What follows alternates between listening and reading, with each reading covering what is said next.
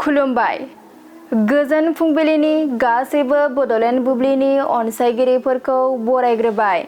दिनै 24 एप्रिल बृहस्पतिबारनि फानजामुथिखौ फरायथिनो लादों आं भाग्यश्री बसुमतारिया।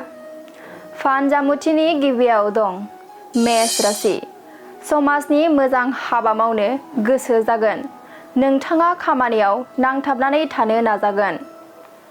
बृष राशि। फिसा बाथ्राखौ लानानैनो बिसि फिसायनि गेजेराव दावराव दावसि सोमजिगोन। सोमोन्दो गावस्रालायगोन। मिथुन राशि। रांखावरिनि जाहोनाव नखराव दाङाबाजि सोमजिगोन। असान्थिजोंनो साना बारलांगोन।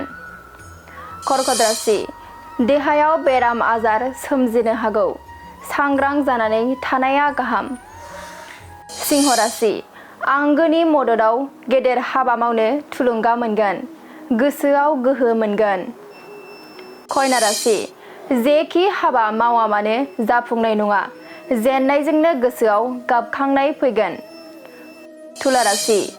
गेदेर आनजादनि फिथाइखौ मोननो उसुखुथु जागोन। उरां फारांजोंनो समा बारलांगोन। वृश्चिक राशि। गोब्राब हाबा मावनायनि गोथार फिथाइखौ मोनफुंगोन।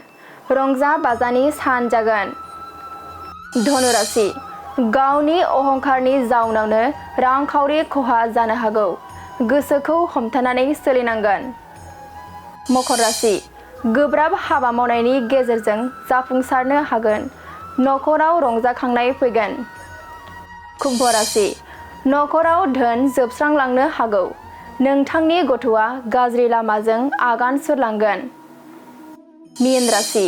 मावनो गोनां खामानिफोरखौ मावफुंना लानो हागोन। गोसोआव रंजाखांनाय मोनगोन। मोजां सान। दिनै सानसेनि राशि फरायथिनायाबो एसेनोसै।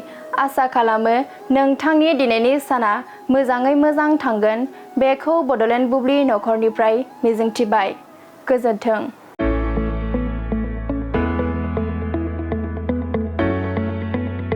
मोनसे गोजोनथाव खौरां।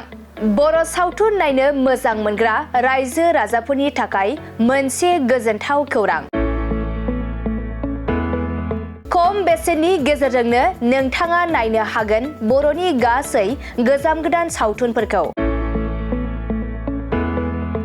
बर' सावथुन नायनो थाखाय ओंखारदों मोनसे आंगो स्ट्रिम एप।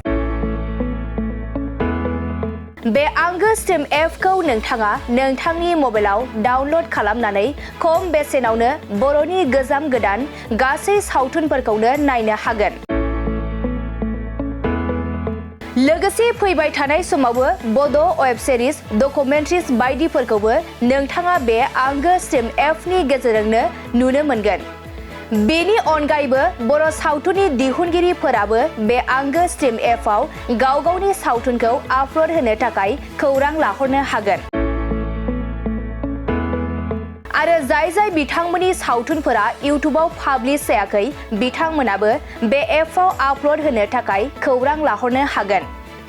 बेनिखायनो बर' सावथुननि दिहुनगिरि बिथांमोनहा गाव गावनि सावथुनखौ बे आंगो स्ट्रिम एपआव आपल'ड होनो गोसो दंब्ला नैबे 7086320938 जानबुं नम्बराव खौरां लाहरनो हागोन।